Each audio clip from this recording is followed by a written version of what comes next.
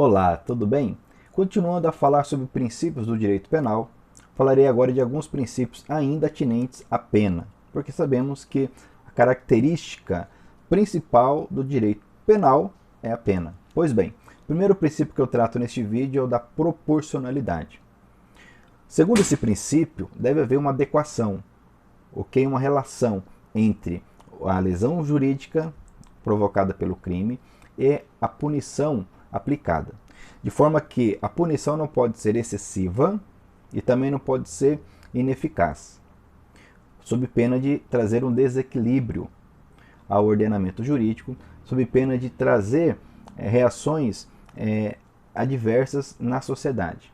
Penas extremamente pesadas, em vez de trazer à sociedade um sentimento de direito aplicado, a sociedade verá então de forma cruel essa pena aplicada. A sociedade em determinado ponto ficará indignada e não satisfeita com a pena aplicada. Da mesma forma, uma pena que seja ínfima em relação à lesão provocada também causará uma indignação, um sentimento de desproteção e um direito penal ineficaz. Então, essa proporção é muito necessária. Já desde a clássica obra dos delitos e das penas, escrita por Marquês de Beccaria, o César de Bonessana, ele nos diz, por exemplo, de forma muito sábia, que para não ser um ato de violência contra o cidadão, olha que interessante, a pena não pode ser um ato de violência do Estado contra o cidadão. A pena deve ser de modo essencial pública, pronta, necessária, a menor das penas aplicável nas circunstâncias referidas, proporcionada ao delito e determinada pela lei. Então, para que não haja essa inversão de valores, ao invés de ter um ato de justiça por parte do Estado em relação ao condenado e termos um ato de violência, essa proporção deve ser observada. Ok? Muito importante compreender essa dinâmica. E falando em proporção, nós temos aqui uma via de mão dupla. Como eu já disse, não podemos cair no erro do excesso e também não podemos cair no erro da chamada proteção deficiente. Ou seja, a sanção, se ela for ínfima, ineficaz e irrisória em relação ao bem jurídico violado, nós teremos a chamada proteção deficiente.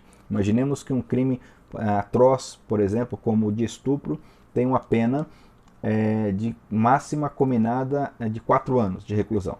Seria um descalabro, algo que traria não pacificação social, não tranquilidade, pelo contrário, indignação e desconfiança em relação ao direito penal.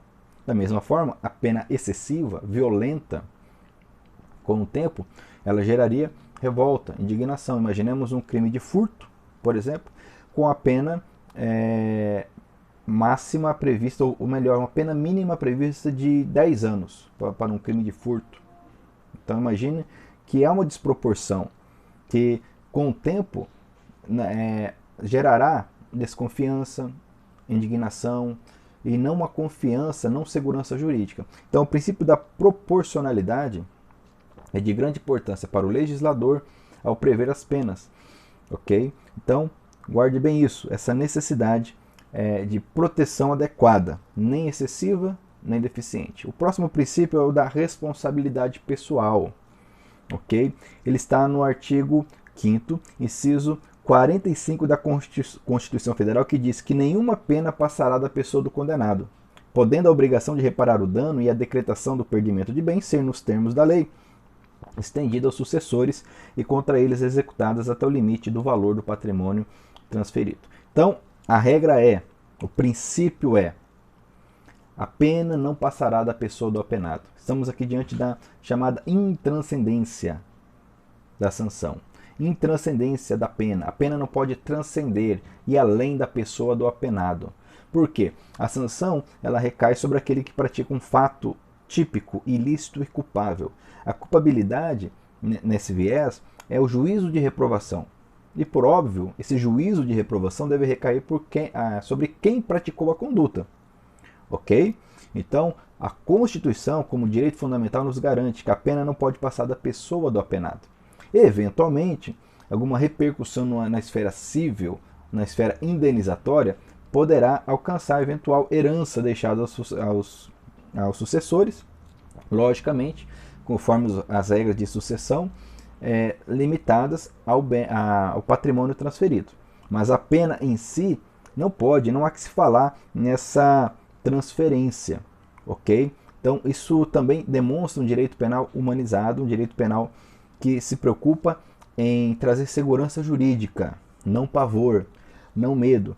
Já tivemos épocas na história em que, por exemplo, o homicida ele era condenado juntamente com toda a sua família, ainda que ela não tivesse nenhum tipo de participação.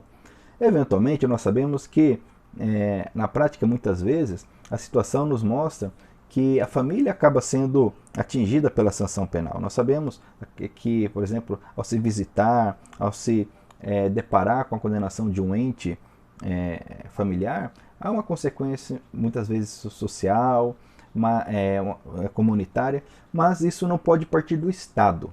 Essa transcendência não pode de forma alguma partir do Estado, ok? Muito bem. Então, o chamado princípio da intranscendência da sanção penal, ela não pode transcender, ir além da pessoa do penado, artigo 5º da Constituição. E nós temos também o princípio da limitação das penas, ou seja, o artigo 5º nos garante, no seu inciso 47, não haverá penas. Ora, o direito penal, ele garante ao Estado o chamado ius puniendi, o direito de punir. Ok?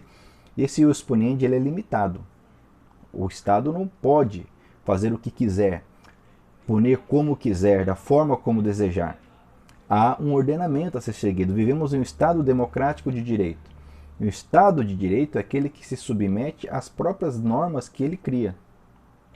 E a Constituição diz que não haverá penas, quais sejam aqui, ó, pena de morte. Não há pena de morte no Brasil, é regra. A exceção fica por conta de eventual crime de guerra, guerra declarada pelo presidente da República, nos termos do artigo 84 da Constituição Federal. Então, até que o nosso Código Penal Militar prevê pena de multa nesse contexto. Mas, falando de direito penal comum, aplicado aos cidadãos comuns, não há que se falar em pena de morte. Pena de caráter perpétuo, pena de trabalhos forçados, pena de banimento e penas cruéis. Não há que se falar nesse tipo de pena em nosso ordenamento. Isso é uma limitação, é um princípio da limitação das penas. Então, por exemplo, o intuito da norma penal, pelo menos como aplicada no Brasil, é não apenas a punição, mas também a ressocialização. A pena de morte, ela inviabiliza qualquer possibilidade de ressocialização.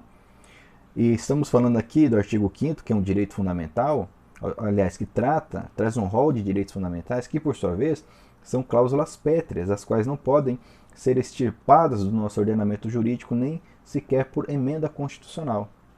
E ainda os constitucionalistas que compreendem que ainda que haja uma nova Constituição Federal, nós não poderíamos retroceder e trazer esse tipo de pena, esses tipos de penas para um novo ordenamento jurídico, sob pena de retrocesso. Existe um princípio chamado vedação ao retrocesso.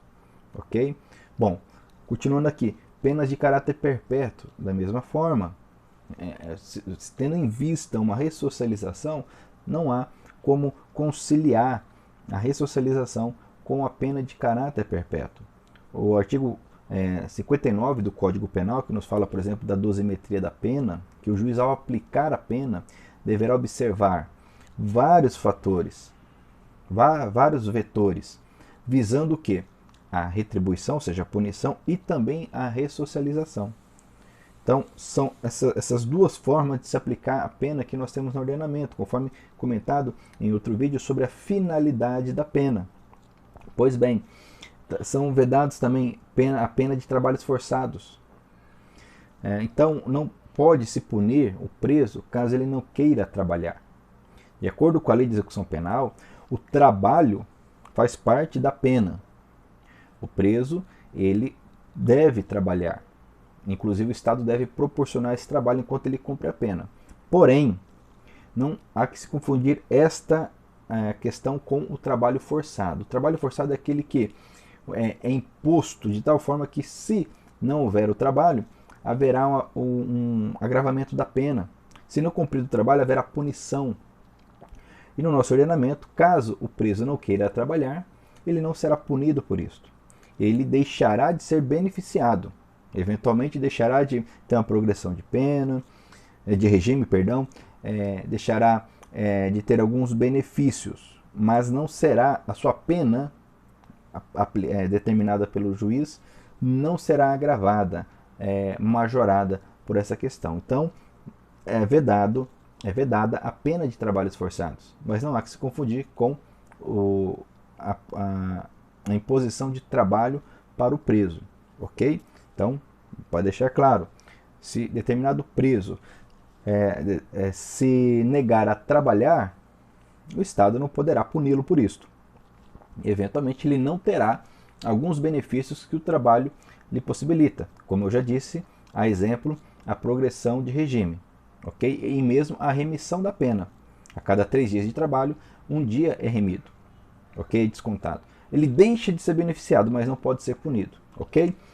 A pena de banimento. Banimento é a expulsão de alguém do Estado, do seu próprio nacional do Estado, com a proibição de retorno. Ok? Já foi muito utilizado na história, na própria história brasileira. Nós temos o banimento, por exemplo, da família imperial, quando da proclamação da República. Durante o regime militar, nós tivemos também o banimento de alguns que foram tidos como contrários aos interesses nacionais. Essa pena hoje é vedada em nosso ordenamento. Sabemos que, no âmbito do direito internacional, também comentado em outro vídeo, é possível a expulsão do estrangeiro que esteja de forma irregular no país. Mas a expulsão, ela não é permanente. Uma vez que esse estrangeiro que estava irregular regulariza a sua situação, ele pode retornar. Essa é a regra. Já o banimento recai não apenas sobre o estrangeiro, mas também sobre o próprio nacional. De forma que o nacional fica à mercê, ele é despido de uma nacionalidade, desse vínculo político, jurídico com o Estado. E o direito internacional, na Declaração Universal dos Direitos Humanos, proíbe o chamado apátrida, aquele que não possui nacionalidade. Então essa pena é vedada em nosso ordenamento jurídico. E por fim, são proibidas as chamadas penas cruéis. Conforme Zaffaroni diz, o contrário, o antônimo de pena cruel é pena justa. Logicamente que não é pena doce. Não existe pena doce. Pena é sanção, pena é castigo, pena é retribuição. Porém, como corolário até mesmo da proporcionalidade já comentada, a pena não pode extrapolar, não pode ser cruel. Então, por exemplo, a perca do pátrio poder, ou do poder familiar, perdão, pátrio poder, outrora chamado assim, mas atual poder familiar, a retirada da guarda, do acesso à família, ao filho, a um condenado, simplesmente pelo fato de ele estar condenado. Então, um condenado, ele não deixa de possuir o poder familiar, de ter acesso aos seus filhos, por exemplo, pelo fato de estar cumprindo pena. Eventualmente, se ele pratica um crime contra os seus, como consequência secundária, como efeito secundário da pena, ele pode até perder o poder familiar. Então imaginemos uma mãe presa por tráfico de drogas, ok? Ela não lhe pode ser tirado o direito dos filhos, da visita, do acesso aos filhos. Isso seria cruel, porque uma coisa não está relacionada à outra. Perceba que a pena deve ser proporcional. Então, penas cruéis são vedadas, proibidas em nosso ordenamento. Ok? Isso tudo abarcado pelo chamado princípio da limitação das penas, conforme previsto na Constituição Federal. Ok? E com isso nós terminamos essa breve análise sobre esses princípios relacionados à aplicação da pena. Ok? Se você gostou desse vídeo, não deixe de curti-lo. Não deixe de comentá-lo, é importante, o seu comentário é sempre muito bem-vindo. E também se inscreva no nosso canal, ative o sininho, porque sempre estamos compartilhando vídeos sobre direito penal, processo penal, direito internacional, direito eleitoral, sobre súmulas dos tribunais superiores. Ok? E assim, ensinando um pouquinho, nós vamos aprendendo muito. Ok? Muito obrigado e até o próximo vídeo.